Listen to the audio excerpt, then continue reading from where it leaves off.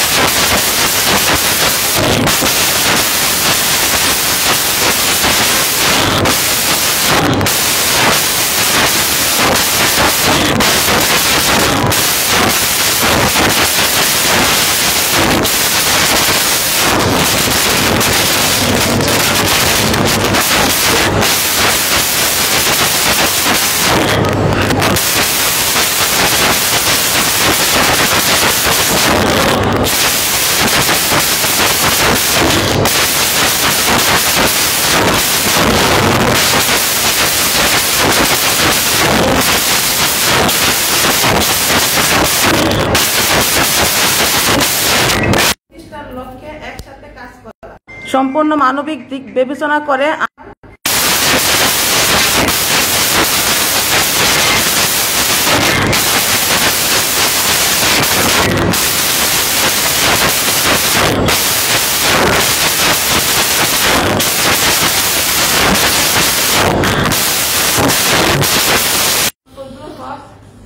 আল্লামা আনম মাসুদ হুসাইন দায়িত্ব পালন করছে।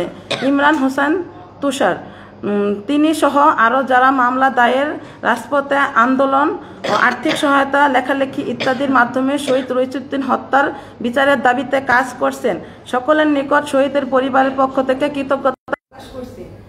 গাজীপুর, ঢাকা, চট্টগ্রাম আমার স্বামীর হত্যার বিচারের দাবিতে রাজপথে শান্তিপূর্ণ কর্মসূচি পালন করতে গিয়ে আহত হয়েছে তাদের সুস্থতা কামনা করছি এবং কারাবন্দীদের নিঃশর্ত মুক্তি চাচ্ছি। আপনারা জানেন, আমাদের দায়েরকৃত সিআর মামলা বিজ্ঞ আদালতে আমলে নিয়েছে। পরপর 2 দিন হিয়ারিং করেছে এবং অবশেষে মামলা আমলে নিয়ে জিআর মামলা ও সিআর মামলা দুটি একসাথে তদন্তর জন্য বিজ্ঞ আদালতের নির্দেশনা প্রদান করেছে। গাজীপুর কোর্টে আমাদের নিয়োগকৃত বিজ্ঞ আইনজীবী ফজলে রাব্বি, শরীফুল হাসান মোল্লা, মাসুদ এর পাশাপাশি পরিণতভাবে মামলার ড্রাফটিং এবং হিয়ারিং অংশগ্রহণ করেছে অ্যাডভোকেট জাহাঙ্গীর আলম চৌধুরী রেজভি ও অ্যাডভোকেট শহীদুল আলম রেজভি। শুরু থেকে নানাবিধ পরামর্শ দিয়ে সহায়তা করে ডক্টর ইকবাল হোসেন অ্যাডভোকেট ইকবাল হাসান এবং অ্যাডভোকেট কামরুজ্জামান, অ্যাডভোকেট মিফতাহুন নূর সাহেব, এছাড়াও advocate Rakib, advocate Abdul Alim, advocate Mosharraf সাহেব ও প্রতি কৃতজ্ঞতা প্রকাশ করছি।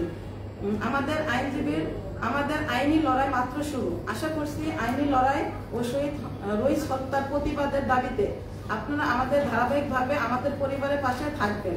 আজকের সংবাদ সম্মেলন উপস্থিত আছেন advocate Jahangir Alam Chowdhury Rezvi, advocate Iqbal Hasan, advocate Shahidul Alam Rezvi, আমার শাশুড়ি শহীদ রইসুদ্দিন এর আম্মা মুসাম্মদ রহিমা বেগম, আমার একমাত্র কন্যা সাইদা মেহজাবিন মাহিরা, আমার ভাই ওমর ফারুক এবং শহীদ রইসুদ্দিনের ভগ্নিপতি আব্বাস উদ্দিন, তার ভাগিনা আবু বকর সিদ্দিক এবং তার খালাতো ভাই এরশাদ ও মোর্শেদ।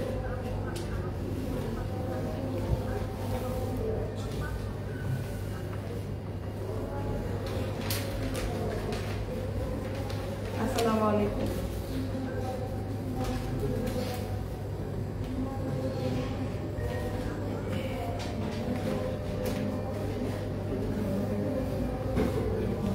সাংবাদিক বন্ধুরা, আসসালামু আলাইকুম।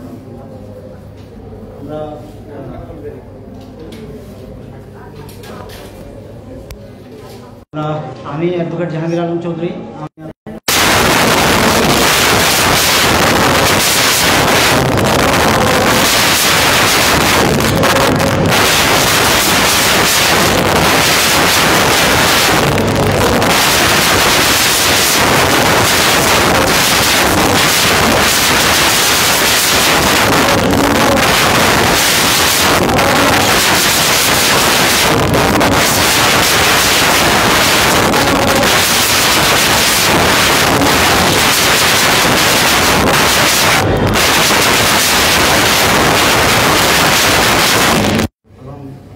পরিবারের সদস্যরাও আছে।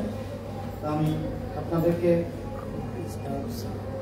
অনুরোধ করবো, আপনাদের যদি কোনো কোয়েশ্চেন থাকে আপনারা করতে পারেন। আমরা এই বিষয়ে আপনাদের প্রশ্ন উত্তর দিতে প্রস্তুত।